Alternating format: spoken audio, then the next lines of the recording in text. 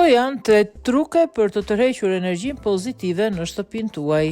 Besoni apo jo, është e mundur të tërhiqni energjinë pozitive në shtëpinë tuaj për ta shndruar atë në një vend ku mund të ndiheni të qetë dhe të sigurt, larg stresit dhe negativitetit dhe të jetoni të lumtur. Pavarësisht se njerëzit dhe objektet mund të kenë një atmosferë që ndikon humorin ton dhe jetën tonë, është fakt që ka vende ku ne në mënyrë të pandërgjeshme perceptojmë tensionet ose ku relaksohemi. Kjo ndodh sepse sipas shumë shkollave të meditimit, vendet ku kalojmë shumë kohë thithin energjitë që lëshojmë dhe më pas i lëshojnë ato ndërsa jetojmë atje. Prandaj, kur ka shumë mendime, shqetësime dhe ankthe, është mirë që mjediset tuaja të pastrohen rregullisht nga energjia negative. Thjesht pastroni dhomat, të ndryshoni strukturën dhe merrni ndihmë nga masa të vogla që ndihmojnë në largimin e energjive negative dhe tërheqjen e atyre pozitive në shtëpi. Ne kemi zgjedhur 8 pika nga të cilat mund të filloni të jepni një jetë të re shtëpisë tuaj.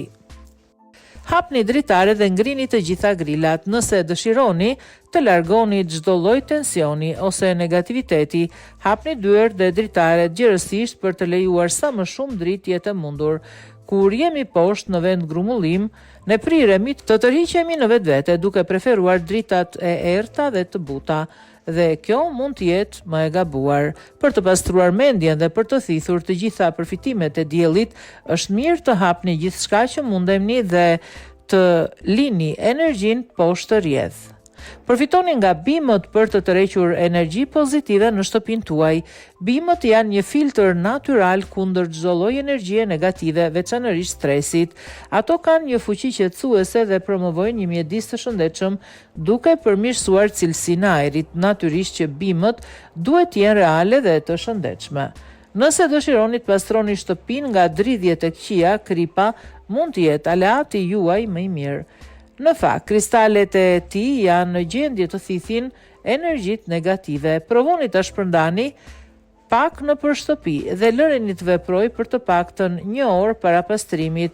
Mjafton vetëm një fshesë me korrent të shpejtë ose vendosni disa grushta në tas të vogël për t'i vendosur në cepat e dhomave.